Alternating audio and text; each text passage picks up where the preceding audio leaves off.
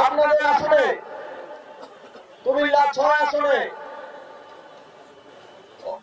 আমরা দেখছি যে আমাদের প্রতিদ্বন্দ্বীদের পক্ষ থেকে একজনকে প্রার্থী মনোনয়ন দেওয়া হয়েছে। আমি আমার একটা অভিজ্ঞতার কথা শেয়ার করতে চাই।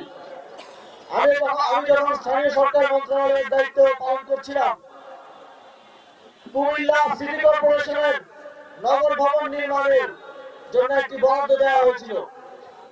১২৫ কোটি টাকায় কুমিল্লা সিটি কর্পোরেশনের নগর ভবন নির্মাণ করার কথা ছিল। কিন্তু তখন যাকে আজকে ধানের শীষের প্রার্থী হিসেবে মনোনয়ন দেওয়া হয়েছে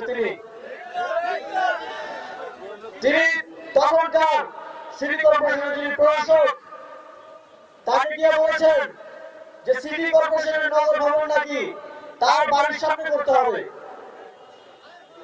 আমরা চাইছি সিটি কর্পোরেশনের নগর ভবন এমন একটি জায়গায় করতে যেখান থেকে পুরো শহরের মানুষজন সঠিকভাবে যেন সেবা পায়, সেবা পাওয়ার ক্ষেত্রে যেন তাদেরকে বিঘ্ন তার শিকার হতে না হয়। অথচ নির্লজ্জভাবে তিনি তার বাড়ির সামনে নগর ভবন নির্মাণের জন্য চাপ দিতে থাকেন এবং সেই প্রক্রিয়াটি বাধাগ্রস্ত করেন।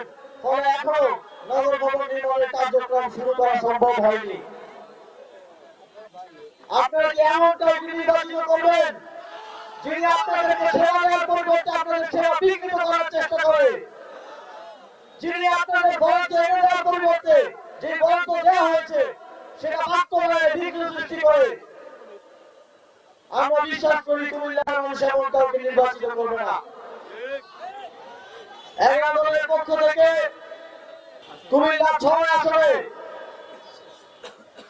জনাব কাজী দীন মোহাম্মদকে বিজয়ী করার জন্য আপনাদের কাছে আমানত হিসেবে দেওয়া হয়েছে।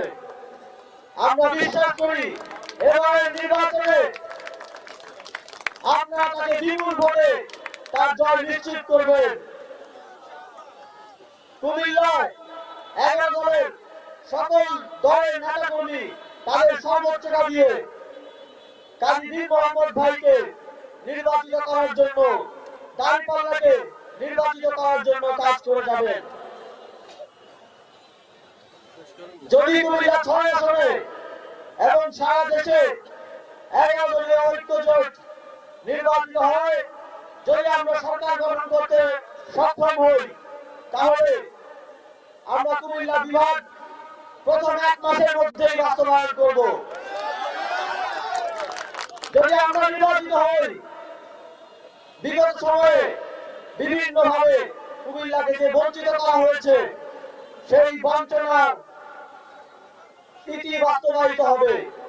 অন্তর্বর্তীকালীন সরকারের সময়ে যে প্রকল্পগুলো গ্রহণ করা হয়েছে সেগুলো দ্রুত বাস্তবায়ন সহ আরো নতুন প্রকল্প গ্রহণ করা হবে। সংগ্রামী বন্ধুগণ, আমরা গণঅভ্যুত্থানের পরে একটি অংশগ্রহণমূলক এবং সুষ্ঠু নির্বাচন প্রত্যাশা করেছিলাম, কিন্তু আমরা দেখতে পাচ্ছি প্রথমেই মনোনয়ন বাছাই পর্বে ঋণ খেলাপি এবং বিদেশি নাগরিকদের মনোনয়ন বৈধ করার মাধ্যমে পক্ষপাতিত্ব আমরা দেখতে পেয়েছি। আমরা দেখেছি জাতীয়তাবাদের কথা বলে, সবার আগে বাংলাদেশের কথা বলে বিদেশি নাগরিকদের মনোনয়ন দেয়া। আমরা দেখেছি গত 2 দিনে জাতীয় নাগরিক পার্টির 2 জন প্রার্থী, ঢাকা 18 আসনের প্রার্থী আরিফুল ইসলাম আদিব এবং আজকে ঢাকা 8 আসনের প্রার্থী নাসিরউদ্দিন পাটোয়ারির উপর ঘৃণ্য হামলা চালানো হয়েছে। ঢাকা 8 আসনে ছাত্রদলের সন্ত্রাসীরা নির্বাচনী কার্যক্রম চলাকালে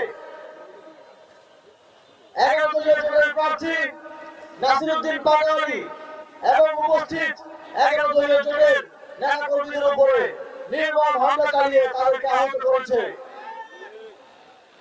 যারা এই ধরনের জঘন্য কাজে জড়িত হয়েছে তাদেরকে আমরা স্মরণ করে দিতে চাই এদেশে ভোটাধিকার হরণের পরিণতি কি হয়েছে।